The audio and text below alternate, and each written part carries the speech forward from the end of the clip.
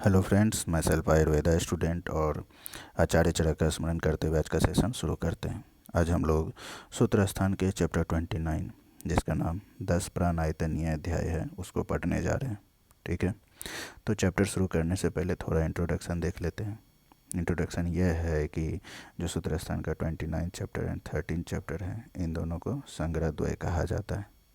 ठीक है, ये संग्रह द्वय में आते हैं और संग्रह द्वय का ये जो है पहला अध्याय है। एक पॉइंट, अब यदि संग्रह द्वय का ये दोनों संग्रह द्वय में आते हैं तो किसी न किसी चीज़ का संग्रह करते होंगे, कंपाइलेशन करते होंगे। तो जो चैप्टर 29 हम लोग पढ़ने जा रहे हैं वो अर्थ का संग्रह करते हैं। ठीक है, और इसके बाद जो हम लोग चैप्टर 30 पढ़ेंगे वो दोनों क्या करेंगे, अध्याय एंड आयुर्वेद उनका संग्रह करेंगे। ठीक है, यहाँ जो श्लोक स्थान लिखा है ये श्लोक स्थान सूत्र स्थान का सिनोनिम्स है। ओके, अब आ जाते हैं हम लोग मेन चैप्टर के कंटेक्स्ट पर। तो जो इस चैप्टर का नाम है 10 प्राणायतनीय अध्याय, तो इसमें दो वर्ड है 10 एंड प्राणायतन, यानी कि इसमें जो टोटल 10 प्राण का जो आयतन है उसके बारे में पहले पढ़ना है, इसलिए इस चैप्टर का नाम ये पड़ा। तो वो 10 का नाम जानने से पहले ये जानते हैं कि इसको प्राण आयतन क्यों कहते हैं। ओके, तो प्राण आयतन इसलिए कहते हैं, उसके लिए ये वर्ड आया, श्लोका आया है कि प्राण येसु प्रतिष्ठिता, यानी कि ये जितने भी 10 स्पोर्ट्स हैं बॉडी में, इन 10 जगहों पर जो है प्रधान रूप से प्राण रहते हैं, प्रतिष्ठित होते हैं, रिसाइड करते हैं। ठीक है, यानी कि इस जगह पे किसी तरह का इंजरी हो गया या फिर डिप चोट वगैरह लग गया तो मनुष्य की डेथ भी हो सकती है, इसीलिए इसे प्राणायतन कहते हैं। ठीक है, तब इन 10 का नाम क्या है वो देखते हैं। इनका नाम है शंखो मर्मत्रयम कंठो रक्तम शुक्र ओजसी गुदम, यानी कि शंखो दो वर्ड आया, शंखो आया ना द्वितीय विभक्ति, यानी कि दो शंख, दो टेम्पोरल रीजन हो गए, 3 मर्म स्थान है, उसके बाद कंठ, देन रक्त, देन शुक्र, देन ओज एंड लास्ट में गुद। तो ये टोटल 10 जो है प्राणायतन हो गए। यहीं पे सुश्रुत जी ने बताया कि ये टोटल 12 होते हैं। अब इसका जो है एक बार कंपेरेटिवली स्टडी कर लेते हैं। अभी जो हम लोग सूत्र स्थान का 29 चैप्टर पढ़ रहे हैं, इसमें जो 10 प्राणायतन का क्या क्या नाम दिया है, शंखो, यानी कि 2 शंख हो गए, 2 right and left temporal region हो गए। देन मर्मत्रय, यानी 3 मर्म जो इन्होंने लिया, हृदय, बस्ती एंड सिर। ओके, शंखो मर्मत्रय, देन कंठो, रक्तम, शुक्र, ओजसी, गुदम। तो ये टोटल 10 प्राणायतन हुए। वही चरक ने जब शरीर स्थान का चैप्टर 7 आप देखोगे तो उसमें जो है 10 प्राणायतन में जो थोड़ा बहुत जो हेर फेर हुआ वो दिखाते हैं। उसमें जो ये 2 शंख रीजन है ना, इनके जगह पे एक मांस और एक नाभि, ओके, मसल्स एंड अम्बिलिकस, इन दोनों को लिया। उसके बाद जो हृदय है वो तो हृदय है ही, बस्ती के बस्ती, सिर के जगह मूर्धा लिया, बाद बाकी सारा टर्म सेम है। अष्टांग संग्रह का यदि यहीं पर देखें तो अष्टांग संग्रह में भी ऑलमोस्ट सारा चीज़ सेम है, बस मांस के जगह पे एक जीवा बंधन आ गया है। ओके, तो यहाँ पे जो षडमर्म है, शरीर स्थान जब आप पढ़ोगे तो उसमें शरीर स्थान में टोटल ये 6 नाम बताएंगे, उनको मर्म भी कंसीडर किया इस प्राणायतन में। वो हैं, एक तो हो गया आपका मूर्धा, ये मूर्धा, देन कंठ, ओके, देन हृदय, नाभि, गुद एंड बस्ती। ओके, मूर्धा, कंठ, हृदय, नाभि एंड गुद एंड बस्ती, ये जो टोटल 10 स्थान है ये रहा गुद एंड बस्ती। तो ये जो 6 है ना, इनको इन्होंने मर्म बताया है। सॉरी, मर्म नहीं, मर्म तो है ही, ये षड मर्म में इनको कंसीडर किया है। ये त्रिमर्म षडमर्म में थोड़ा कन्फ्यूजन रहता है, इसलिए इन तीनों को जो एक ही जगह दे दिए हैं। जैसे कि चरक का भी आप लोग देख चुके हैं कि चरक ने जो 3 मर्म यानी 3 मेनली प्रधान मर्म जो लिए हैं उनमें हृदय, बस्ती एंड सिर, और अभी जो षडमर्म देख ही लिए थे ये 3 हैं ही। इनके अलावा जो है कंठ हो गया, नाभि हो गया, ठीक है, और गुदा। तो ये जो हो गए षडमर्म थे। तो ये 3 मर्म हो गए चरक के अकॉर्डिंग। काश्यप ने जो 3 मर्म यानी 3 महामर्म का बात किया, उन्होंने भी हृदय, बस्ती एंड मूर्धा, यानी सिर के जगह मूर्धा टर्म ले लिया है। एंड आचार्य सुश्रुत ने जो 3 प्रधान मर्म लिए हैं उनमें हृदय, बस्ती एंड नाभि लिया है। ओके, तो ये बस यहाँ याद रखने वाला है। सशत काश्यप ने एक और पॉइंट यहाँ 5 हृदय का बात किया, तो वो 4 शाखाश्रित और एक मुख्य, यानी कि जो शाखा में हो गए ना पाम एंड सोल, ओके, तो palm and sole total 2 palm 2 sole हो गए, तो उनका जो सेंटर पॉइंट होता है तो वो हो गया शाखा हस्त एंड पाद तल का जो मध्य हो गया सेंटर पॉइंट, और एक जो मेन हर्ट होते वो। तो ये टोटल जो है 5 हृदय की भी बात यहाँ की गई है। ये बेसिकली चरक में नहीं दिया है, जब आप काश्यप एंड सुश्रुत संहिता पढ़ोगे तब वहाँ पे ये क्लियर हो जाएगा। बस यहाँ पे मैंने कंपैरिजन के लिए यहाँ थोड़ा क्लियर कर दिया है। इसके बाद जो है हम लोग भिषक जो वैद्य होते हैं उनके बारे में देखते हैं। तो जो वैद्य के बारे में बताया वो 2 तरह के होते हैं, द्विविध भिषक। एक तो हो गए प्राणाभिसार, दूसरा रोग अभिसार।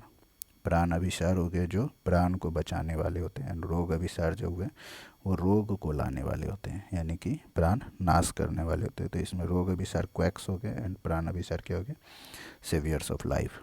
ओके, तो प्राण अभिसार के बारे में क्या बताया कि हंतारो रोगाना, हंता मीन्स नाश करना, जो रोग को नाश करते हैं यानी कि प्राण बचाते हैं, तो वो हो गए प्राण अभिसार।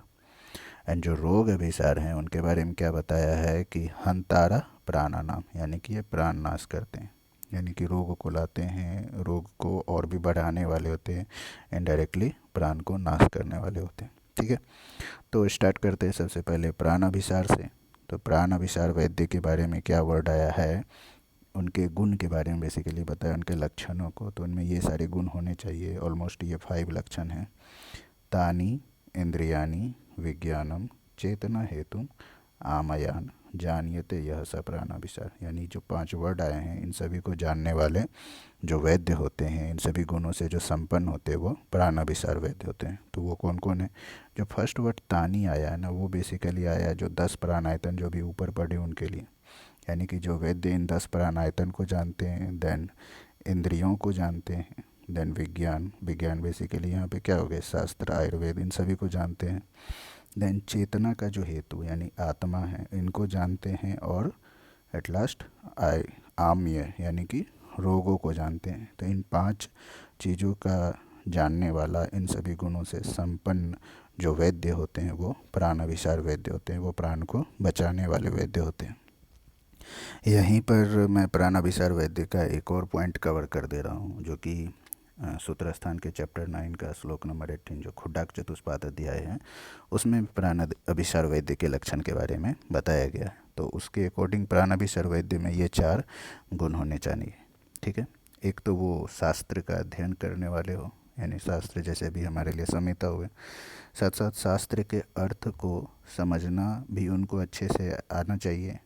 ठीक है, देन शास्त्र का अध्ययन कर लिया, अर्थ को समझ लिए, तो अब जो कर्म है यानी चिकित्सा है उनको प्रत्यक्ष रूप से देखते भी हैं एंड साथ साथ खुद उसमें प्रवृत्त भी रहते हैं, यानी कि चिकित्सा करने में खुद भी इन्वॉल्व होते हैं। तो ये 4 गुण से जो संपन्न होंगे उन्हें भी प्राण अभिसार वैद्य कहते हैं। ये खुडक चतुष्पाद में दिया, उनके लिए एक श्लोक आया है कि तस्मात् शास्त्रे अर्थे, ओके, विज्ञाने प्रवृत्तो कर्म दर्शने। ठीक है, शास्त्रे अर्थे विज्ञाने प्रवृत्तो कर्म दर्शने भीषक चतुष्टय युक्त, यानी इन 4 गुणों से युक्त जो भीषक है प्राणाभिसार उच्यते। इसके बाद जो है हम लोग रोग अभिसार वैद्य, रोग अभिसार जो क्वैक्स हुए यानी कि हंतरह प्राणा नाम, जो प्राण को नाश करने वाले वैद्य हैं वो रोग अभिसार हैं। तो उनकी जो डेफिनेशन या उनका गुण है वो देखते हैं। तो उनमें आया अभिषक छद में प्रतिछन्ना। ठीक है, यानी कि इसमें जो पर्सन आते हैं जो खुद को वैद्य बताते हैं, वो एक्चुअली में करते क्या है कि वैद्य के जो स्वरूप है, जो डॉक्टर के स्वरूप है, उसमें अपने आप को छिपा के रखते हैं। छिन्ना प्रतिछिन्ना, भिषक के स्वरूप में खुद को छिपा के रखते हैं या फिर प्रतिरूपक करें। ठीक है, यानी कि उसके रूप को, उसके स्वरूप को अपना लेते हैं। जैसे अप्रन लगा लिए, स्टेथ लगा करके बैठ गए, तो वो एक्चुअल में होते तो वैद्य नहीं है, ये तो क्वैक्स ही होते हैं। तो इसलिए ये क्या है, कंटक भूतालोकस्य, यानी कि इस लोक संसार में वो कंटक के समान, कांटे की तरह होते हैं। वो नुकसान ही पहुंचाएंगे, वो फ़ायदा नहीं पहुंचाएंगे। ठीक है, साथ साथ क्या है कि राज्ञा प्रमादात चरंती राष्ट्राणी, और वो राजा के प्रमाद से जो राष्ट्र में चरते हैं और राष्ट्र का जो भी देश है उसका विनाश कर देते हैं। ये ऐसे भी समझ सकते हैं कि जैसे वो जो है घूमते फिरते लोगों को बोलेंगे कि जो हमारे पास ट्रीटमेंट है आओ हम ठीक करेंगे, जबकि वो उनको कोई नॉलेज होता नहीं है और उनको वो इनडायरेक्टली मार ही देते हैं या फिर डिजीज़ को और बढ़ा ही देते हैं। ठीक है, तो ये हो गए रोगाभिसार वैद्य। यहाँ पे जो है रोगाभिसार वैद्य का जो है कंपैरिजन किया गया है बहेलिया से। वित्तसम संसृत्य वने शाकुंतिको द्विजान, यानी शाकुंतिक जो बहेलिया होता है, जो पक्षी को फंसाने वाला होता है, वो क्या करते हैं, वन यानी जंगल में जा कर के वो जाल बिछाते हैं और पक्षियों यानी द्विजान को जो है फंसा लेते हैं, ठीक है, ट्रैप कर लेते हैं बर्ड्स को। तो बिल्कुल वैसे ही जो प्राणाभिसार वैद्य हैं उसको बहेलिया से कंपेयर किया गया, छद्मचर वैद्य को शाकुंतक से, और साथ साथ जो है जो रोगी है उसको पक्षी यानी बर्ड से कंपेयर किया गया, और ये जाल के जगह ये अपनी कपट की बात है, अपने जो छल कपट है उनसे कंपेयर किया गया। तो उसी शाकुंतक की जगह जो छद्मचर वैद्य जो है वो पेशेंट को भी जो अपने कपट जाल कपट में फंसा करके उसको अपने पास ले आते हैं। वो क्या करते हैं कि यहाँ जैसे कि कोई पेशेंट उसको मिल गया, पता चल गया कि ऐसा पेशेंट आस पड़ोस में, तो उसके पास जाएंगे, वहाँ पे खुद से बिना फी ले करके कि हाँ हम ट्रीटमेंट कर देंगे, मेरे पास ट्रीटमेंट है, मेरे पास आओ, या फिर किसी और बहाने से। इसके बारे में बहुत लंबा कहानी दिया है रोगाभिसार वैद्य का लक्षण, आप उसे पढ़ोगे ना मेन बुक में तो और अच्छे से क्लियर हो जाएगा। तो ये सारा काम वो करते हैं। इसीलिए कहा गया है कि जो भिषक मानी है, जो रोगाभिसार वैद्य, जो खुद को अभिमान करते हैं कि वो वैद्य हैं, वो भिषक हैं, उनको पूरा नॉलेज है, ऐसे मूर्ख विशारद वैद्य को क्या करना चाहिए, त्याग देना चाहिए, उनके पास नहीं जाना चाहिए। क्यों नहीं जाना चाहिए, तो उसका फिर कंपेयर किया गया कि सर्पास्ते पितमारुता, पितमारुता यानी मारुत हुआ हवा, वायु, तो वायु को जो पीने वाला जैसा सर्प होता है जितना भयंकर, उसी के जैसा ये रोगाभिसार वैद्य भी भयंकर होता है, मनुष्य की जान ले सकता है, इसीलिए उनका त्याग देना चाहिए। So in this way this chapter comes to an end. मैं मैक्सिमम इम्पोर्टेंट पॉइंट को कवर कर दिया हूँ, बट आपसे रिक्वेस्ट है कि आप एक बार फिर से बुक को देखें, बुक को पढ़ें, स्पेशली जो प्राणाभिसार वैद्य के लिए बहुत सारे चीज़ दिए हैं, रोगाभिसार वैद्य के लिए जो मेनली अर्थ संग्रह में आता है, उन सभी चीज़ों को आप पढ़ें, वो ज़्यादा क्लियर होगा। And hope you this video will be helpful for you, and don't forget to comment your forget, and thanks for watching, have a nice day.